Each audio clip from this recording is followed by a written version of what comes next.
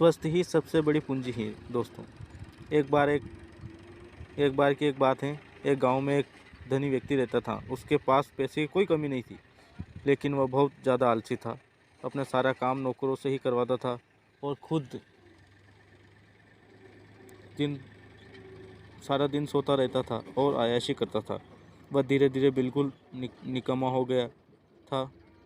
उसे ऐसा लगता जैसे मैं सब का स्वामी हूँ, क्योंकि मेरे पास बहुत धन है, मैं तो कुछ भी खरीद सकता हूँ। यह सोचकर वह दिन रात सोता रहता था। लेकिन कहा जाता है कि बुरी सोच का बुरा नतीजा होता है।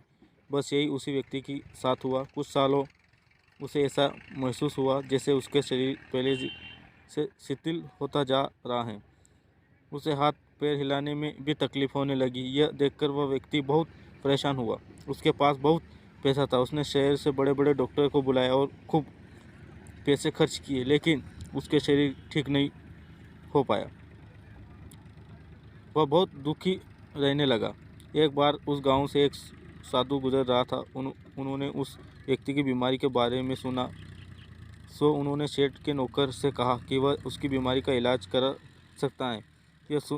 यह सुनकर नौकर सेठ के पास गया। वह साधु के बारे में सब कुछ बताया। अब सेठ ने तुरंत साधु के अपनी यहाँ बुलवाया, लेकिन साधु ने कहा कि वह सेठ के पास नहीं आएगा। अगर सेठ को ठीक होना है तो वह स्वयं यहाँ चलकर आएगा। सेठ बहुत परेशान हो गया, क्योंकि वह असीय था और वो चल फिर नहीं पाता था। लेकिन जब साधु ने आने के तौर को तैयार नहीं हुआ तो हिम्मत करके बड़ी मुश्किल से साधु से मिलने पहुंचा, पर साधु वहाँ था ही नहीं।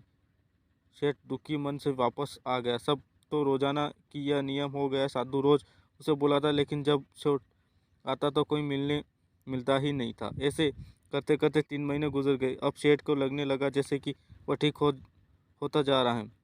उसके हाथ पैर धीरे धीरे काम करने लगे। अब सेठ के समझ में सारी बातें आ गई कि साधु रोज उसे क्यों नहीं मिलते थे। लगातार 3 महीने चलने से उसके शरीर की काफ़ी ठीक हो गया था। तब साधु ने सेठ को बताया कि बेटा, जीवन में कितना भी धन कमा लो, लेकिन स्वस्थ शरीर से बड़ी कोई धन नहीं है। तो मित्रों, ये बात हमारे दैनिक जीवन पर भी लागू होती है।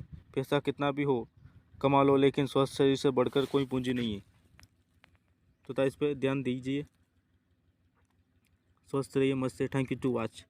प्लीज़ सपोर्ट ज़रूर करना।